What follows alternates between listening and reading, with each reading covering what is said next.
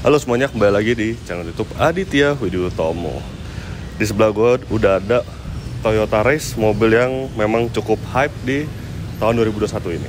Sejak kemunculannya di akhir bulan April dan juga di awal bulan Mei itu, penjualan mobil ini cukup laris dan katanya menurut dealer, menurut ATPM, kalau misalkan lu mau beli mobil ini yang apalagi yang versi TSS, yang versi seperti ini JR Sport TSS, itu katanya indennya mencapai 9 bulan lamanya.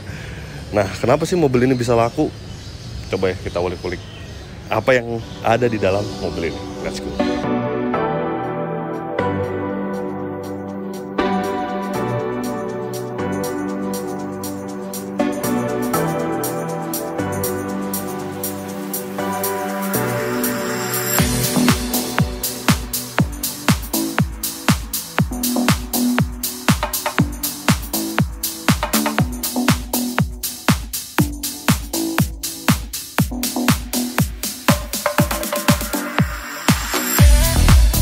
Oke, unit ini gue dapetin dari, kalau ngeliat plat nomornya pasti udah pada tahu ya ini mobilnya siapa. Ya, dari bos gue, Mas Fitra Eri. Ini mobil Mas Fitra dan nah gue akan bahas backgroundnya dulu mobil ini ya, bukan background sih, penjualan sebenarnya. Jadi saat video ini dibuat itu sudah bulan September dan gue udah melihat data-data Polses Gaikindo segala macem. Itu tampaknya sejak kemunculan pertama Race dan Rocky di Mei 2021 itu tampaknya menghancurkan segmen si mini SUV memang. Jadi sebelumnya itu mini SUV dipegang oleh Kia Sonet.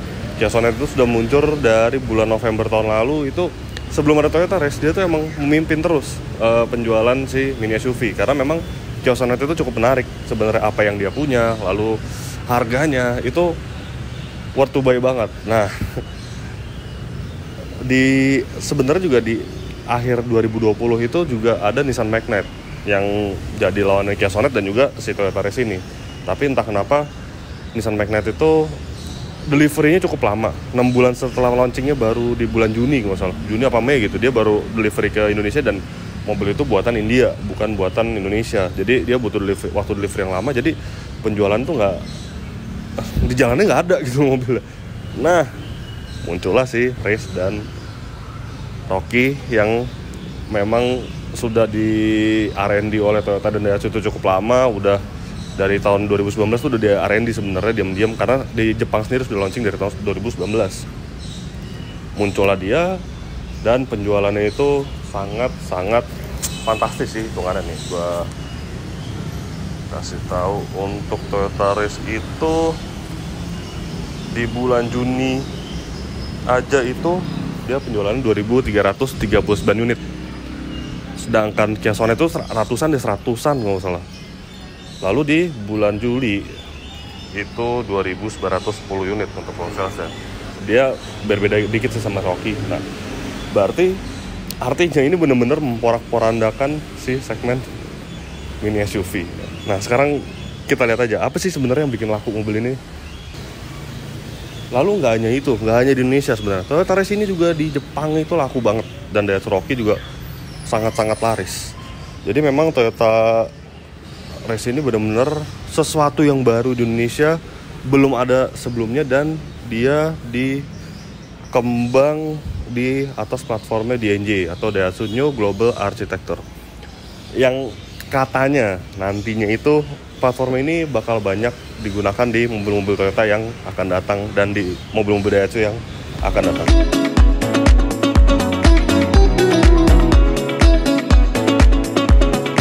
Yang pertama itu sih, kalau menurut gue ya, kenapa mobilnya bisa laku, gimana ya, kalau gue dari sudut pandang yang suka mobil, yang petrolhead gitu, gue suka Toyota Race itu gara-gara dia the real Toyota. Bukan the real Toyota, sebenarnya ini Daihatsu, cuman the real Toyota yang gue maksud adalah di sini ada, di negara aslinya, di negara asalnya Jepang itu juga ada Toyota Race ini. Berbeda dengan Nissan Magnet. Nissan Magnet tuh bener-bener mobil Nissan yang dikembangkan khusus untuk India dan Indonesia, bukan di Jepang, nggak ada. Sama juga kayak Kia Sonet sebenarnya. Kia Sonet tuh di Korea gue lupa deh ada apa enggak, tapi memang dia dikhususkan untuk Indonesia dan India. kalau Toyota Race ini memang dia dirancang lagi di Indonesia, cuman maksudnya versi JDM-nya ada gitu loh. Nah itu yang gue suka. Nah yang kedua desain. Nah desain ini nih apa ya, fresh gitu loh, baru semuanya. Terus juga kelengkapannya lengkap, kayak lampu nih udah LED, dan kalau yang versi TSS ini udah full auto. Terus juga grillnya ini kecil, yang grill atasnya, tapi grill bawahnya gede. Terus juga yang keren kalau mobil ini, lampu sen itu udah mode sequential, jadi dia nyalanya gitu kayak Lexus. Terus ini daytime running light, fog lamp, dan ini yang versi GR Sport. Jadi ada tambahan body kit seperti ini, ya sporty sih, cuman ada mungkin yang suka, ada mungkin yang nggak suka. Kalau gue sih oke lah, maksudnya ini versi yang sporty berarti ya. Nah terus, nah ini gue nggak tahu apa, tapi yang jelas mobil ini ada nih, ada enggak ada yang baca dari situ, sorry. Baca dari situ ada fitur radar canggih, yaitu Toyota Safety Sense. Nanti gue bahas apa aja. Sekarang langsung aja kita lihat mesinnya.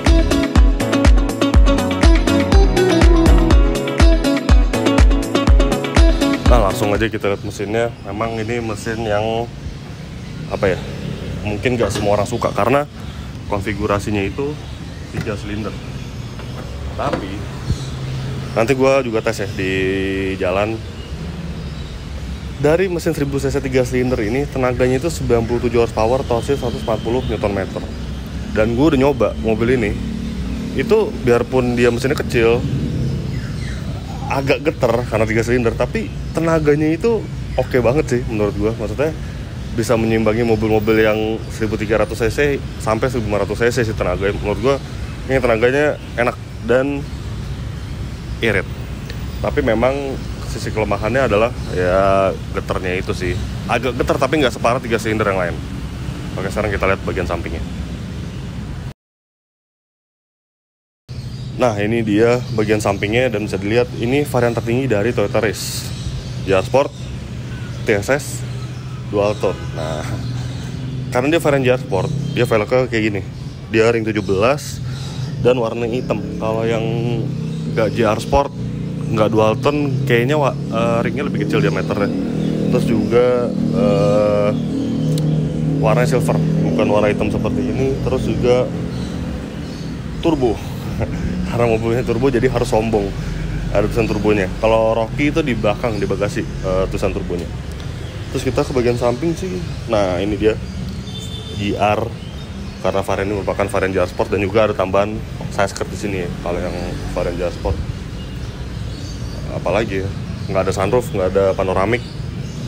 Kalau pesaingnya paling dekat Kia Sonet tuh ada sunroof. Ya udah, sekarang kita lihat bagian belakangnya. Nah ini dia bagian belakang dari Toyota Race, yang ini menurut gue paling apa ya, paling netral sih. Nah secara keseluruhan nih desainnya, Kia Sonet tuh fiturnya bagus, tapi secara bentuk kalau gue ya pribadi, gue kurang suka. Nissan Magnite depannya keren, tapi kalau dilihat dari secara keseluruhan tuh aneh menurut gue. Nah kalau Toyota Race ini secara keseluruhan itu keren gitu loh, tapi ya tergantung preferensi masing-masing ya. Kita namanya desain tuh nggak bisa, bukan hal yang mutlak gitu loh, masih benar-benar preferensi masing-masing orang. Nah udah, sekarang langsung kita lihat bagian belakangnya. Tuh ini dia dilengkapi dengan lampu LED di sini. Lampu sennya belum LED, memang lampu mundur ini kayaknya udah LED deh. Terus juga Race. Nah ini kalau beli mobil Toyota di tahun 2021 dapat emblem ini nih, 50 years anniversary, karena Toyota itu merayakan ulang tahunnya yang ke-50 di tahun 2021 ini. GR Sport variannya, dan bagian belakang body kitnya kayak gini. Bisa lihat ya rada gondrong sih, tapi keren sih sebenarnya GR Sport ini. Nah kita lihat bagasinya aja, belum ada power back door, belum ada mekanisme elektris. Ini dia ruang bagasinya, kelihatannya kecil ruang bagasinya, tapi ini lantainya ini bisa di-adjust. Nah bisa diturunin gini nih, tuh jadi dalam banget, dan kelihatannya ruang bagasi jadi lebih gede. Emang ruang bagasi ini nggak lebih gede daripada Kia Sonet yang pesaingnya ya, tapi secara overall sih ini udah lumayan banget sebenarnya. Ruang bagasi udah sebagai sebuah SUV kecil ini sudah sangat mumpuni. Apalagi ya kita bahas, udahlah langsung bagian dalam aja kali ya.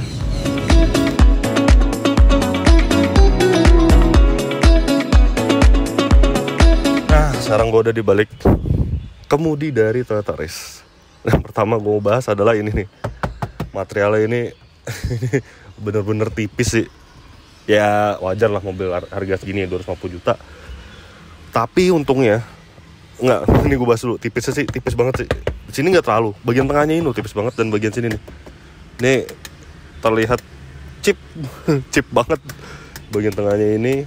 Tapi untungnya detail-detailnya itu menarik sih. Detailnya nggak berantakan, jadi nggak ada yang rengat. Jadi bener-bener presisi semuanya gitu loh. Biarpun dia murah bahannya, tapi detail desainnya itu presisi semuanya. Nggak kayak waktu itu gue temuin di Nissan Magnet. Nissan Magnet tuh kayak lampunya ada yang rengat-rengat gitu loh. Jadi detailnya kurang, apa bilangnya, penempatannya tuh kurang, apa sih bahasanya, ya pokoknya gitu deh, nggak, detailnya tuh kurang bagus gitu. Kalau ini detailnya masih bagus.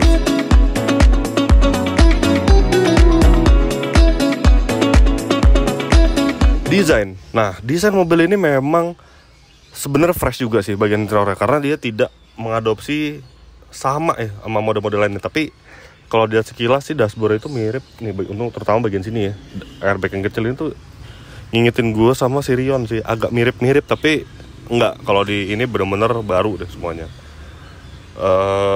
Terus keren, apalagi di instrument cluster yang menjadi perhatian mobil ini nih. Karena instrument clusternya itu atraktif banget digitalnya. Memang dia digital setengah dan speedometer itu sebelah kanan gitu. Baru tau lah pokoknya ya gimana. Nah terus yang bikin keren itu dia tuh nyala lagi. Dia tuh ini apa? Desain dari tachometernya tuh banyak banget. Ada 4. Tuh 2, 3, 4. Nah, jadi bisa dipilih sesuai mood lo. Terus juga informasinya ini cukup lengkap juga sih. Ada range, juga average. Terus lo bisa naruh notif tanggalan. Nih, notification day settings. Tuh ada kategori banyak. Birthday, anniversary, current inspection day, banyak banget, maintenance day, gitu-gitu deh. Ini yang menarik. Nah terus juga head unit udah gantian ya, dari Mas Mitra udah digantian.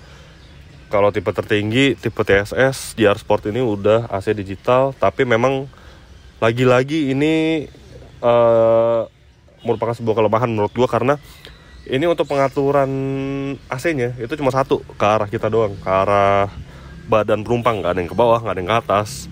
Terus juga ini banyak tombol kosong di bagian pengaturan AC-nya. Jadi kayaknya tuh udah, biarpun udah varian tertinggi, tapi kayak masih ada fitur yang kurang gitu. Padahal fitur mobil ini sebenarnya udah lengkap banget ya, udah yang full spec lah pokoknya. Joknya itu fabric, samping-sampingnya itu kulit. Terus juga apalagi ya? Di sini ada pengecasan, tombol pengecasan USB sama slot 12 volt.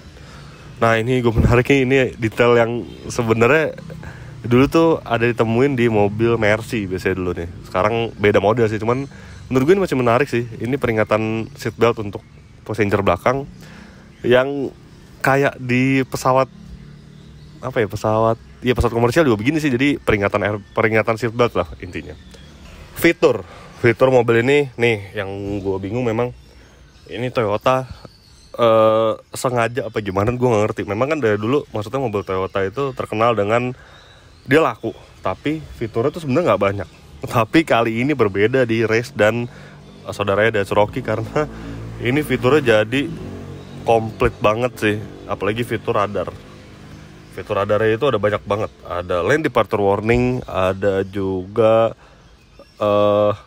apa namanya, adaptive cruise control, terus juga lane keep assist, terus juga ada emergency brake alert ya, ada juga itu. Pokoknya semuanya lengkap di fitur radarnya. Gua kayaknya nggak bakal ngetes fitur radarnya, karena ya semua udah pada tahu lah dari review channel lain ya, udah pada ini. Cuman ya itu fitur mobil ini lengkap banget, dan fitur keselamatan terutama ya, apalagi airbag. Sekarang airbag mobil Toyota tuh banyak banget. Di sini ada 2, di jok 2, ada 6 total mobil ini. Di pilar nggak ada sih. Kalau ras tuh di pilar juga ada. Nah, keren nih Toyota sekarang.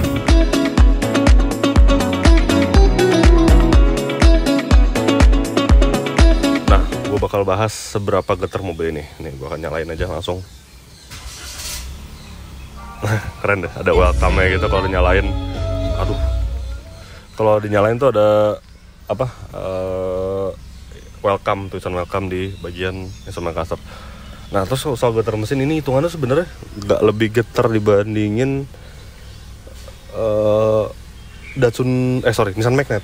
Nissan Magnet kemarin gue nyoba itu lebih getar dari ini. Dan 3 silindernya di Toyota Race ini tuh beda sama Agya. Di Agya tuh mungkin getar agak lebih parah dibanding ini nih ya. Nah di Race ini lebih improve sih getarannya, lebih minim. Meski masih getar, emang nggak lebih halus dibanding 4 silinder atau menyamai 4 silinder, enggak. Tapi improve, nggak kayak kemarin Nissan Magnet yang gue coba itu. Kalau dibandingin Datsun Go, rasa getarannya masih sama persis gitu loh. Jadi benar-benar mesin 3 silinder dipakai turbo dan nggak ada improvisasi tentang getaran mesin. Tapi di mesin 1 KRVT ini 3 silindernya jauh lebih baik dibandingin punya Toyota Agya yang 1 KRVE nggak salah ya. Kode mesinnya yang nggak ada turbonya. Jadi bisa disimpulkan selain mesin 3 silinder ini dia kencang, bertenaga, getarannya juga lebih minim. Terus kita lanjut ke kalau dimasukin ke D memang lebih getar karena ya biasalah dia ada tekanan masuk ke transmisi, dia lebih getar, tapi masih dalam tahap toleransi yang menurut gue masih cukup bagus sih mobil ini. Terus apa lagi ya? Udah sih, kita bahas bagian belakangnya langsung ya. Udah nggak ada lagi sih.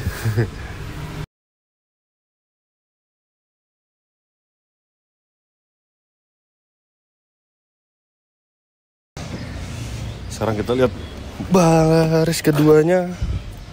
Nah bisa dilihat ini memang udah nggak ada space kaki gue, tapi ini masih cukup menyenangkan lah duduk di baris keduanya. Bukan tempat terbaik dan bukan yang terbaik di kelasnya, karena menurut gue yang terbaik di kelasnya adalah Kia Sonet. Itu jok baris keduanya itu masih sangat lega. Nah Toyota Race ini dibilang sempit enggak, tapi ya pas-pasan aja untuk postur tubuh gue. Ini posisi berkendara gue, tinggi gue 177 cm, dan untuk headroom tuh masih agak lumayan sih.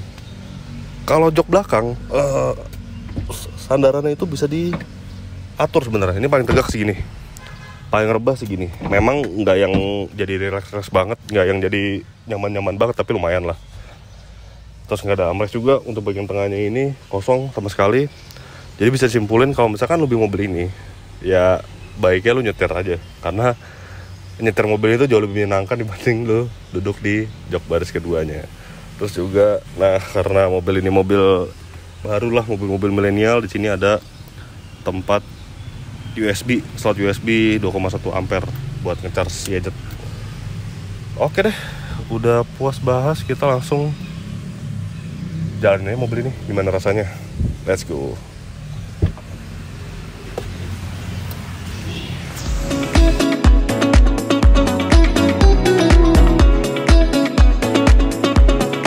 Oke, ketika berkendara dengan mobil ini sebenarnya sih udah enak banget ya.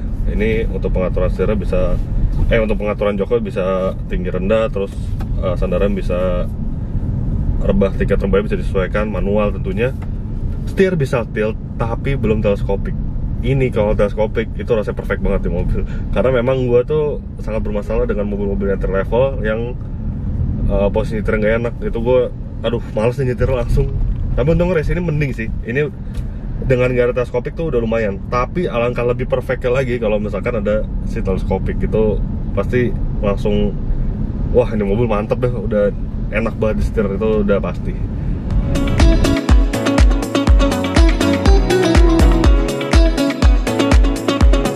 Terus juga kekedapan kabin. Oke, kekedapan kabinnya sih menurut gua oke sih untuk mobil ini, karena mobil Toyota tuh biasanya lebih bagus sih daripada mobil-mobil lainnya, biarpun yang entry level, tapi kekedapan kabin tuh masih di angka yang bagus itu dibanding misalkan Honda Brio. Kalau race ya, dibandingin sama misalkan mobil Brio itu race-nya masih lebih bagus. Dari luar tuh nggak ada suara-suara yang mengganggu, tapi memang kalau kecepatan tinggi itu road noise-nya agak kedengaran dalam, tapi nggak parah sih. Menurut gue ini masih dalam taraf yang bagus lah, istilahnya masih di atas rata-rata.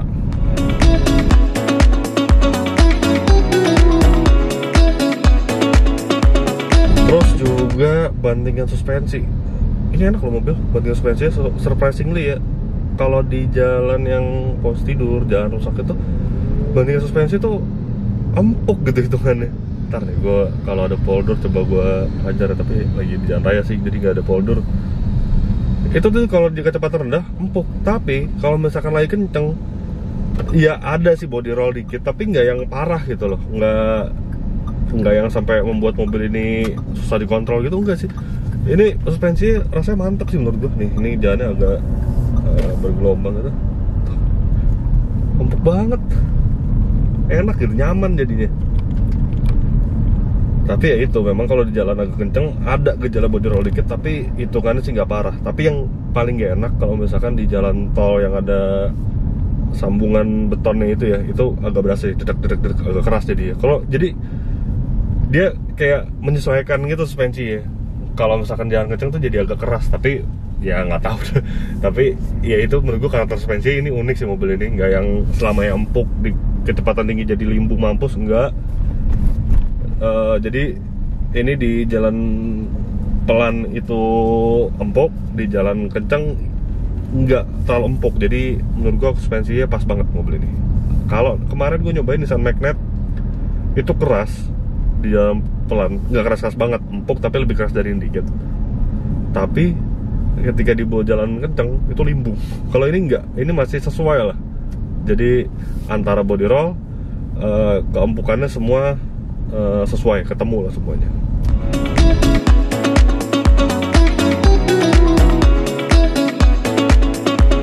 Nah, tenaga mesin langsung aja deh kita cobain di mode sport, terus di power ya. Tuh.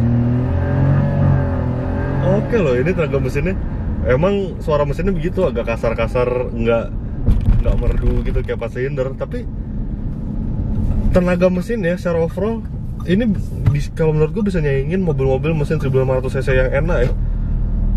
Tapi dengan HP yang 97 horsepower, torsi 101 Nm, ini konsumsi bahan bakarnya juga bagus banget.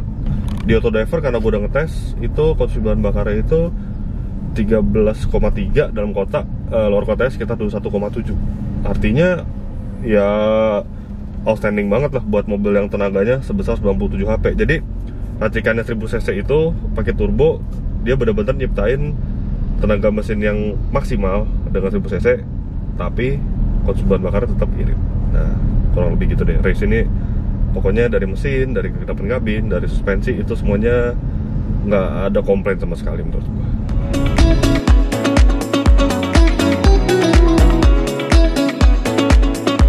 Jadi kenapa mobil ini laku? Terlepas dari logo ya, terlepas dari brandnya Toyota, terlepas dari brand Daihatsu yang Rocky juga. Tapi menurut gue sebenarnya mobil ini worth to buy sih menurut gue. Jadi memang tadi gue udah jelasin semua, Toyota dan Daihatsu itu tidak main-main sama sekali tentang mobil ini. Ini risetnya sudah lama banget di Indonesia. Semua sudah dipertimbangkan, segala fitur, segala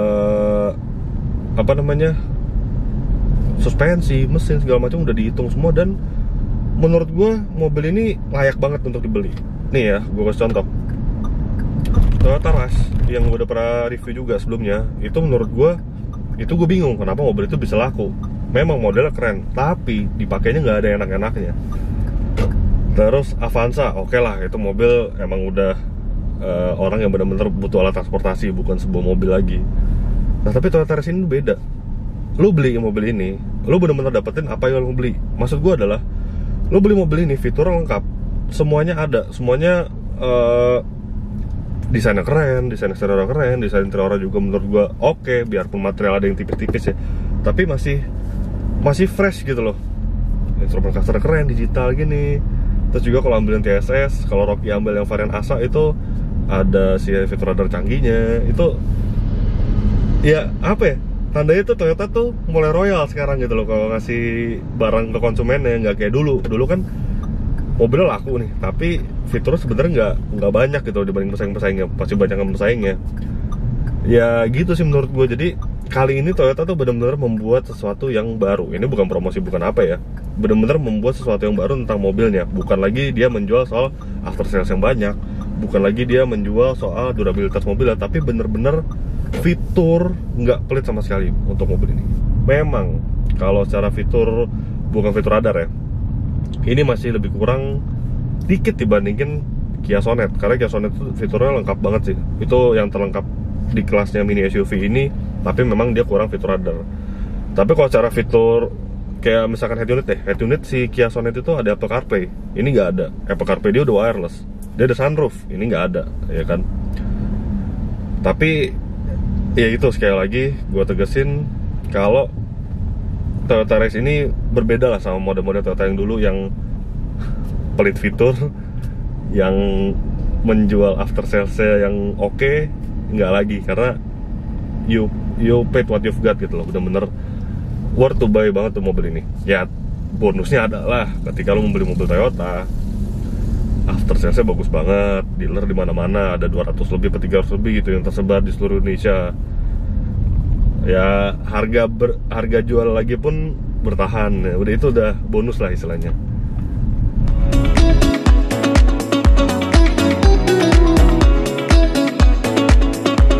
Oke, jadi gitu aja hasil review gue kenapa laku Toyota Race. Ya, karena sejak pertama kali kemunculannya dia sudah terjual ribuan, sedangkan pesaing-pesaingnya cuma ratusan bahkan puluhan. Ini benar-benar rusak pasar mini SUV. Oke, jadi begitulah hasil review kami. Klik like jika lo suka, lalu juga subscribe bila lo belum. Terus juga follow IG gue @aditwidutomo, dan juga apalagi ya, udah situ aja. Ya udah, nanti gue akan bikin video-video lainnya tentang kalau laku dan kalau nggak laku. Mungkin abis ini ada Wuling Almas, gue mau banget minjem Wuling Almas. Kalau ada dong, bisa komen di bawah. Terus juga Toyota Sienna, gue juga mau review itu. Ya udah, kalau gitu sampai jumpa di video-video selanjutnya. Bye.